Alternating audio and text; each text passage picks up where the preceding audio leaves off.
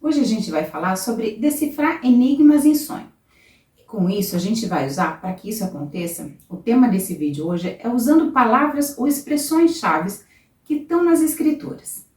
Você precisa entender que para você interpretar sonho, parábola, profecia, visões, o processo é o mesmo. Você precisa associar uma palavra, uma expressão que esteja numa parte da Bíblia com outra parte. Isso quer dizer que essas informações, esses contextos, eles se complementam, eles adicionam informações entre si. Com isso, o que eu quero que você entenda é que muitas vezes você vai analisar no seu sonho o tema principal do sonho, alguma palavra, alguma frase que se destaque no seu sonho, e você vai usar a escritura como base para interpretar esse elemento, essa palavra ou essa frase que foi destacada no seu sonho. Essa relação entre essa frase e essa palavra que foi usada com as escrituras, ela vai te trazer grande revelação, vai te trazer entendimento. Para você interpretar o seu sonho, a gente tem vários fatores que a gente precisa levar em consideração. A sua cultura, a sua experiência, a voz de Deus contigo, coisas com as quais você está acostumada, a sua maneira de ver ou as partes que você gosta da Bíblia. Mas hoje, a forma que eu vou te mostrar, ou uma das formas que você tem para interpretar os teus sonhos, é fazendo a associação da palavra ou da frase-chave com algo que esteja nas escrituras. Embora existam outras maneiras, esse é o foco, algo que você deve considerar quando você estiver interpretando os teus sonhos. Se você quer aprender a interpretar os teus sonhos e esse tema te interessa, se você está aqui pela primeira vez, eu te convido a se inscrever no canal. Se você já passou por aqui outras vezes, por que você não se inscreveu ainda? Então se inscreva, acione o sinal das notificações, deixe o seu like ou o seu dislike e caso tenha uma dúvida, faça um comentário.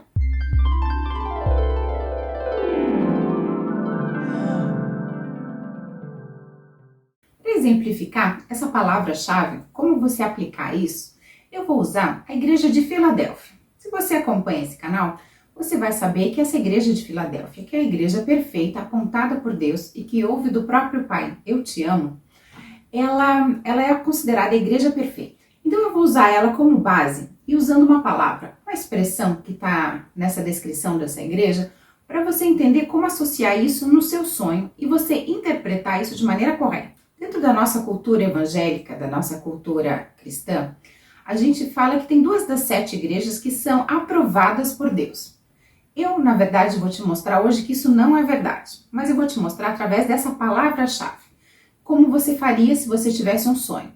O que acontece? A Bíblia, as escrituras, explicam a própria escritura. Você precisa de mais de uma passagem para criar qualquer base. Na verdade, a Bíblia é um espelho, onde o Novo e o Velho, o Primeiro e o Segundo Testamentos, eles são um espelho. E para você entender ou interpretar passagens bíblicas e para você entender também os teus sonhos, você precisa relacionar esses textos e essas passagens, e a maneira com que esses textos se conectam é através dessas palavras-chave. Então, se a gente tem um sonho onde uma palavra, uma expressão, uma frase, elas se destacam, a primeira coisa que a gente vai fazer é ver se esse texto, se essa frase, se ele se encontra nas escrituras.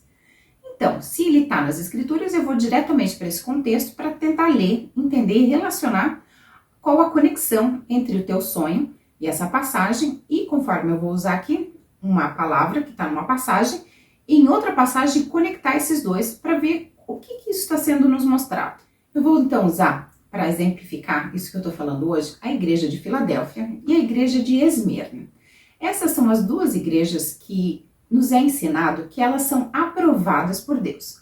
Mas eu quero te mostrar, através dessa palavra, dessa expressão usada, que isso não é bem assim. Eu quero começar apelando para a sua racionalidade, para a sua lógica.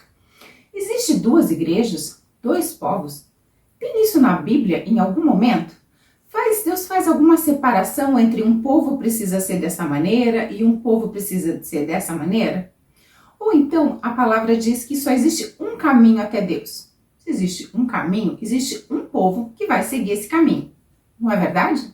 Conforme eu já disse, essa palavra ou essa expressão a gente precisa buscar dentro das escrituras e conectar ela com alguma outra passagem nas escrituras. Para a gente fazer essa associação entre essa palavra e o seu significado, eu quero ler contigo a parte da igreja de Filadélfia e na sequência a gente vai ler a parte da igreja de Esmirna. E enquanto eu leio, eu quero que você preste atenção em cada palavra, naquilo que está sendo lido, naquilo que está sendo dito. Então, a gente vai fazer conexão entre esses dois textos. O que está ligando eles? O que está fazendo com que eles se completem, com que eles se complementam, o que eles agreguem sentido um ao outro? A gente vai começar então com Apocalipse 3, do versículo 7 ao versículo 13, e depois a gente vai para Apocalipse, do versículo 8 ao versículo 11. Carta à igreja em Filadélfia. Ao anjo da igreja em Filadélfia escreve: assim declara aquele que é santo e verdadeiro, que possui a chave de Davi. O que ele abre, ninguém consegue fechar, e o que ele fecha, ninguém pode abrir. Conheço as tuas obras, eis que tenho colocado diante de ti uma porta aberta que ninguém consegue fechar. Tens pouca força, mas obedeceste a minha palavra e não negaste o meu nome. Eis que farei aos da sinagoga de Satanás, ao que se dizem judeus e não são, mas mentem. Sim, farei que venham adorar prostrados aos teus pés e saibam que eu te amo. Porque deste atenção à minha exortação, quanto ao suportar os sofrimentos com paciência, eu igualmente te livrarei da hora da tribulação, que virá sobre o mundo todo, para pôr à prova os que habitam sobre a terra. Eis que venho sem demora, conservas o que tens, para que ninguém tome a tua coroa. Farei do vencedor uma coluna no templo do meu Deus, de onde jamais sairá. Escreverei nele o nome do meu Deus e o nome da cidade do meu Deus, a nova Jerusalém, que desce do céu da parte do meu Deus. E igualmente escreverei nele o meu novo nome. Aquele que tem ouvidos, compreenda o que o Espírito revela às igrejas. Carta à igreja em Esmirna. Ao anjo da igreja em Esmirna escreve: aquele que é o primeiro e o último, que foi morto e ressuscitado, faz as seguintes afirmações: conheço as tuas aflições e a tua pobreza, contudo tu és rico. Conheço a blasfêmia dos que se dizem judeus, mas não são. Pelo contrário, são sinagogas de Satanás. Não temas nada do que estáis prestes a sofrer. Eis que o diabo está para lançar alguns de vós na prisão, a fim de que sejais provados. E sofrereis perseguições durante 10 dias. Sê fiel até a morte, e eu te darei a coroa da vida. Aquele que tem ouvidos, compreenda o que o Espírito revela às igrejas. O vencedor de maneira alguma sofrerá a punição da segunda morte. Você conseguiu então entender ou perceber qual foi a palavra ou expressão usada que tem em comum nesses dois textos? O que foi usado aqui é sinagoga de Satanás. Esse termo conecta essas duas igrejas e conecta essas duas passagens e complementam as informações dos dois textos, o que nos faz chegar a uma conclusão. Bom, através desse canal, muito já foi falado e a gente sabe, o texto deixa bem claro que essa igreja de Filadélfia é a igreja aprovada, a igreja perfeita, que vai ser tirada durante a tribulação, que vai ser cuidada por Deus. Ela é a igreja aprovada. Mas então, se essa é apenas a igreja aprovada por Deus, o que então a gente fala sobre a igreja de Esmirna? Como é que esse termo, sinagoga de Satanás, conectam os dois textos e como é que a gente mostra aqui que isso está sendo desaprovado, que essa igreja não é o que tem nos ensinado? Vamos analisar então o contexto da igreja de Esmirna para demonstrar que ela não é aprovada como tem nos ensinado as igrejas. Primeiro, Jesus se mostra para ela: olha, eu sou aquele, o primeiro e o último, aquele que morreu e ressuscitou. O que acontece com isso? Os judeus não acreditam no Messias que seja igual a Deus, que seja como Deus. E é assim que Jesus está se apresentando. Eu sou aquele que morreu, que ressuscitou, eu sou aquele que também é como Deus. Eu sou o Messias. E para explicar isso que está sendo falado aqui, nessa introdução, da maneira que Jesus se apresenta para eles, para entender isso, a gente precisa ler Romanos capítulo 10, do versículo 8 ao 15.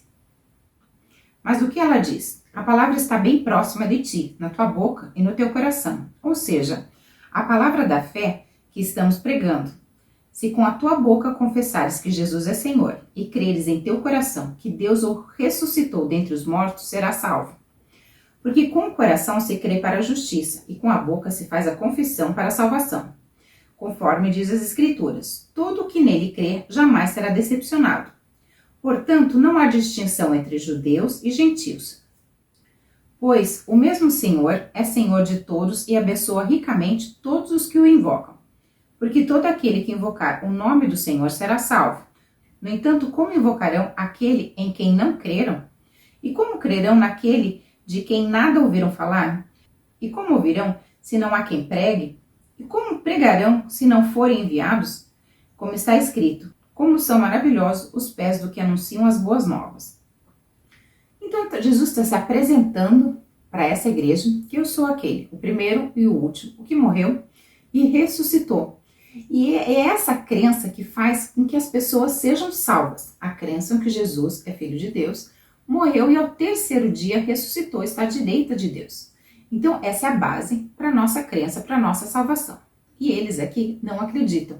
Por isso que Jesus está se apresentando para eles dessa maneira. E por isso, esses dentro dessa igreja que não acreditam que Jesus morreu e ressuscitou, que ele é o alfa e o ômega, o primeiro e o último, esses estão sendo chamados aqui nesse contexto de sinagoga de Satanás. E sinagoga é o lugar para quem é que frequenta uma sinagoga? Não são os judeus?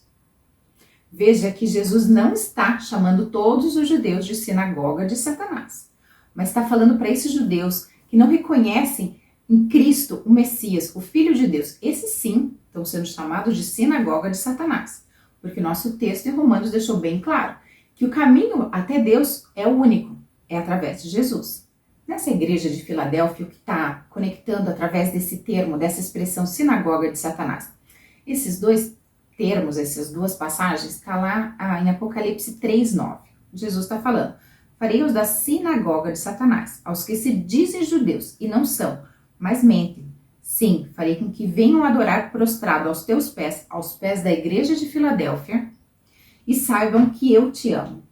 Eles estão tendo que reconhecer publicamente a ação ou a maneira com que a igreja de Filadélfia louva e recebe a Deus, que é obedecendo a sua palavra, seguindo a Torá, seguindo o Pentateuco, o Antigo Testamento, e aceitando Jesus, que essa é a maneira correta de chegar até Deus.